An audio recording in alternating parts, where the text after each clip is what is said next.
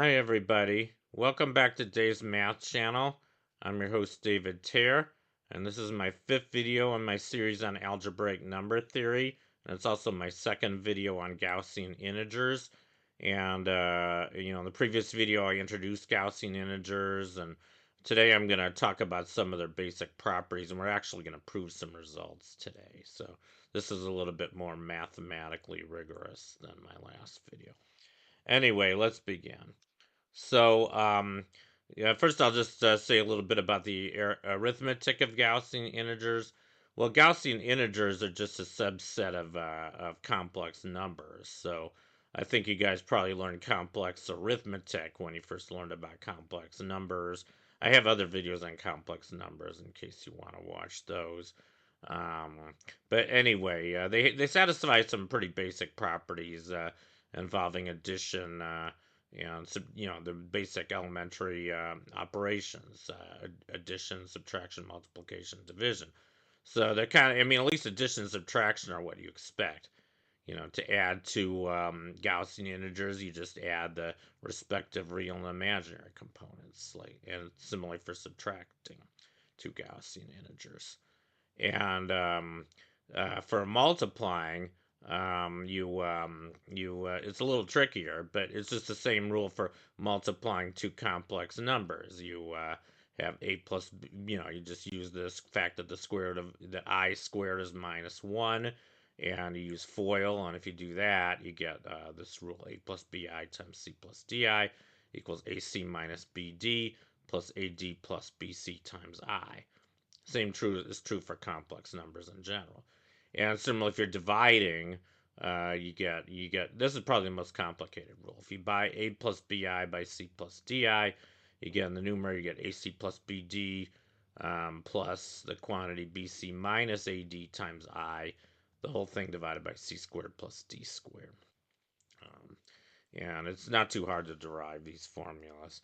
Anyway, that's just the arithmetic. So, and I think I should also mention when you're dividing two Gaussian integers, you don't in general get another Gaussian integer because the Gaussian integers are a ring, not a field, just like the ordinary integers. So anyway, let me just say some more basic properties of Gaussian integers, namely norm, units, associates, and Gaussian primes. We're going to find all these things very useful. So the norm of a Gaussian integer, usually use alpha to represent the name for a Gaussian integer. So alpha is a plus bi, where a and b are ordinary integers. And we write the norm of alpha is n with alpha in parentheses next to it. And that has a simple definition. The norm of alpha is just equal to the square of the absolute value of alpha as a complex number, or if you like, it's alpha bar. I didn't write that down here, but alpha bar is the complex conjugate of alpha. And by the way, if you have a Gaussian integer, its complex conjugate is always a Gaussian integer as well, with the same norm. So the norm of alpha, which is also the norm of alpha bar, is equal to the absolute value of alpha quantity squared, or a squared plus b squared. Kind of a nice formula. And uh, and then the next thing I want to talk about is um, um, associates, or a new unit actually. So we say a Gaussian integer is a unit. I talked about units in the last video. A unit is just a Gaussian integer with a norm of 1. And there's exactly four units, namely plus or minus 1 and plus or minus I.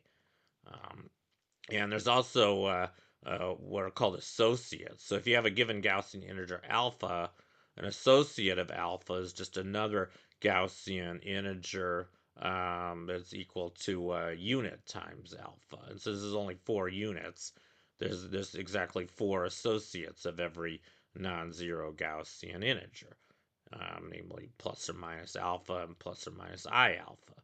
And you can write down the components of the four associates. And finally, I talked about this in the last video, Gaussian primes.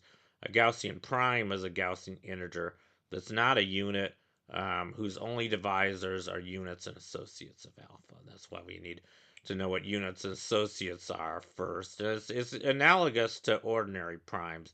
It's just that, instead of, usually you say that an ordinary number is a prime if it's only divisors are 1 in itself. Well, here we're generalizing a little bit. We're saying units instead of 1, and associates instead of the Gaussian prime we started with itself. And it's usual to use the Greek letter pi to represent a Gaussian prime. I know that's a little confusing because we used to think of pi as, the ratio of the circumference to the diameter of a circle, approximately 3.14. But here we're using it in a different way. Anyway, those are just some basic definitions. And now let's prove a few results. The first result I'm going to prove here is actually a very useful result. It's pretty simple to prove. It just says that the norm of Gaussian integers is a multiplicative function. All that really means is if alpha and beta are two Gaussian integers, two arbitrary Gaussian integers, then we have the norm of alpha beta is equal to the norm of alpha times the norm of beta. And that's very easy to prove. I mean, you just use the definition of the norm as the square of the absolute value, right? So you just say the norm of alpha beta is equal to the square of the absolute value of alpha beta. But we know that alpha, and then there's also formulas for the absolute value. We can say that's just alpha times alpha bar times beta bar. We can rearrange terms. We can say that that's alpha beta times, yeah. And then that's just the norm of alpha times the norm of beta. So that's how you prove that. And even though that seems like a very simple result, it actually has a very important consequence, which is not obvious at all. And that's proposition 2. And this actually has to do with ordinary integers. Here's where things get interesting, because remember I was talking about lifting and going back. So we've kind of lifted things to algebraic Gaussian integers, and now we're going to go back to ordinary integers. So we can use this proposition 1 to prove a very interesting and not obvious fact about sums of squares, sums of two squares. So what proposition 2 says is that if we start with any 4 ordinary integers, a, b, c, and d, could be anything you want, then we have this identity. We have the product of a squared plus b squared times c squared plus d squared. So we have the product of the sum of two squares, two sums of two squares. That itself is a sum of two squares, and we even have a formula for it. We actually have a formula for 2 of them. So this quantity on the left turns out to be equal to the quantity AC plus or minus BD quantity squared plus the quantity AD minus or plus BC quantity squared. Pretty amazing result. So we got 2 formulas for the product of the sum of 2 squares as sum of a product of or the sum of 2 squares itself, and we have a formulas for what the squares are. So how do we prove this? Well, it's actually very easy. That you would just define 2 Gaussian integers. Here we're lifting the problem to Gaussian integers. So we define 2 Gaussian integers. We say alpha is a plus bi, and beta is c plus di.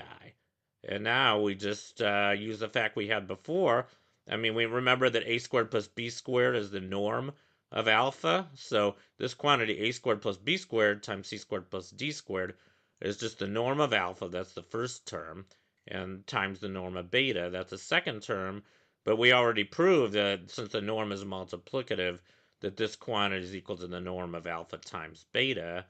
And we know what alpha times beta is by our multiplicative rule. Alpha times beta is AC plus or minus BD plus the quantity AD minus or plus BC times I. And we know the norm of this thing. It's just AC plus or minus BD quantity squared plus AD minus or plus BC quantity squared. That proves it. That proves our result. I probably should have given some examples here, but I think it's a really neat result. And anyway, that's all I have for tonight. Thank you for watching. Long live math, and I'll see you guys next time.